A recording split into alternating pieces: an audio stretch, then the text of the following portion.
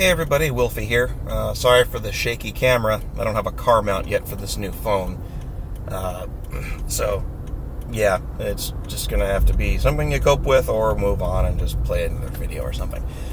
This evening or tomorrow morning I'm going to sit down and do another X3 vid. I'm going to get capping all set up and everything. But in the meantime, I wanted to bellyache about something that I heard this morning.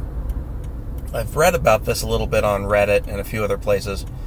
Yeah, right, like I read anything else but Reddit. I'm kidding. No, by the way, apologies in advance for my crappy voice right now. I've got yet another cold, and I probably look like crap too, so sorry. Anyway, so I'm sitting at my doctor's office this morning in the waiting room, just waiting to, doing what you do in a waiting room. You bloody sit there and wait. And they have this little portable radio sitting there, kind of a boombox style thing, tuned to one of the whatever incessantly annoying radio stations they have here in Orlando.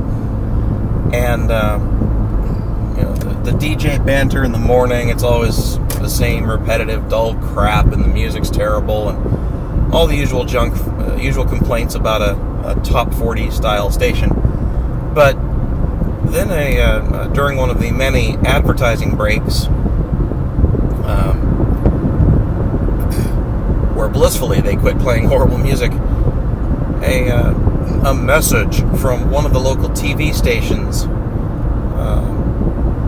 came on, and they were bellyaching about how the local cable provider isn't willing to pay the extra, just pennies per day, fees that this station and its affiliates, undoubtedly some national conglomerate, wants to charge the cable conglomerate to continue carrying its channels. So this is related to the DirecTV stuff, where Viacom and certain other, or all of Viacom's properties are currently not on the air on DirecTV.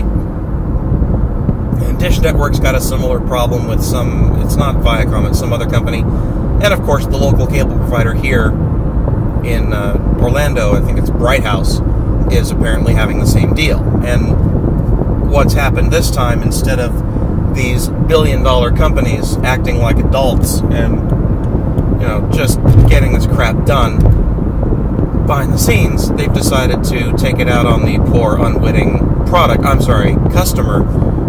And so channels are off the air, which is always good. I think the more people get pushed and encouraged to cut the cable, the better off we'll all be. But what really struck me as interesting is that this ad was just very one-sided and going straight to the customer. Hey, it's Bright House's fault that you can't watch these channels. They're cheap. They don't want to pay the extra few pennies a day that we want to charge per customer, per channel, per month. It's actually a lot more expensive than we want to admit.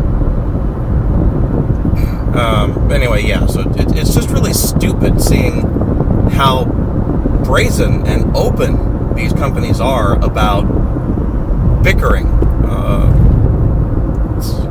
And it further kind of reinforces that you're not really customers, you're products when it comes to what these companies think of you.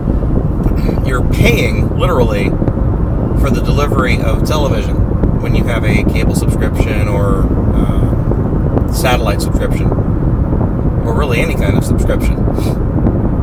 And all these media companies, well, I say all, it's really, I think, down to 6 now, they want an increasingly large slice of whatever pie that you're paying every month to the cable company or to the satellite company.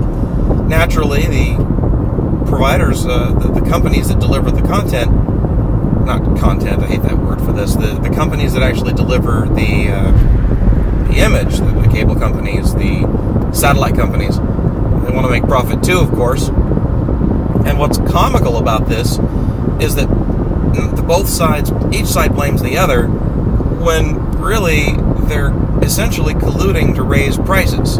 That's really all it is. Because we know that the end result for this pointless squabbling about raised fees and that sort of thing is that the channels will come back, programming will be restored to normal, and every customer will end up paying a little bit more. That cost is going to get passed straight on to paying for the service, which sucks. And what's so offensive about this is that they're both acting like they've got your best interest in mind. And, I mean, obviously they're not, but what really galls me are the broadcasters, the companies that own the channels being disputed. They have the balls to go on the air and whine that they want to raise prices for you. They want to charge you more indirectly, but still, they want to charge more for what they're selling you. And that big, mean, evil, bully cable company won't let them. It's really shitty. It's like it'd be as bad as walking into a car dealership, having the salesman bitch that he can't charge you an extra $500 to bump his commission up to another bracket or something. My damn boss won't let me because he's too cheap to pay for the bonus this month. Guess I got to sell you this car for $500 less. Maybe I won't sell it to you at all.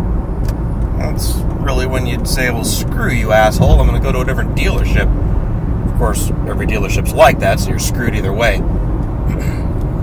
But it's just disturbingly childish and stupid to see these companies behave like this. They flat out don't care anymore. I'm not saying that they ever did. I don't actually think they cared about the people paying them. They just cared that the money turned up. But to be so brazen about it now is just astonishing. And the most amazing part is that this works on people. There are people that actually will blame Bright House or DirecTV or Dish without realizing that these companies are indirectly actually trying to avoid a rate hike. That's great. A rate hike for every single customer they have. Netflix learned last year that when you increase prices, you lose some customers. And, it works like that in pretty much every industry. So, I'm not saying that the cable and satellite companies are working in your best interest. They just don't want to lose customers. But it's really shitty for the channel providers to come out and say it's the distribution company's fault. The reality, like I said, is that they're both, for all we know, it could just be an act that both sides are putting on so that they can raise rates together. And even if it's not intentional, that's certainly going to be the end result. There's simply no way that these channel providers are going to let their channels stay off the air for very long. The truth of it is for them that every customer that's not receiving the channel that's in dispute is a customer not seeing the ads that channel carries. So it's really in the channel provider's best interest to keep it on the air. So they make their bread and butter really from the advertising revenue. And this is really just about trying to sweeten the deal. And it's in the distribution provider's best interest to keep as many channels on the rosters as possible. The fewer channels you offer, the fewer reasons your customers have to stay. So ultimately, the only inevitable result, the one that'll make everybody happy, except for, the poor schmucks paying for cable or satellite, is the rates will go up, customer rates will go up, and all this belly aching will just get brushed under the rug. But it just really sickens me when a billion-dollar company, or a multi-billion-dollar company, has to plead its case with the public as if it ever gave one shit what the public actually thinks. So, on behalf of all of us cord cutters and former customers of content distribution like that, I would like to offer a nice big middle finger to, hopefully you can see that, middle finger to really everybody involved in these disputes. We all know you're just trying to jack up rates, so quit wasting your breath and quit pissing away money trying to make it look like you're being a hero and trying to keep our best interests at heart. None of us believes it. None of us buys it. You're full of shit. We all know it. So get over it and either raise prices or switch off your stupid channels. I actually kind of vote for the latter. Just turn it off. Find another way to make money without all that juicy advertising revenue. I think that'll work really well for everybody. So, right.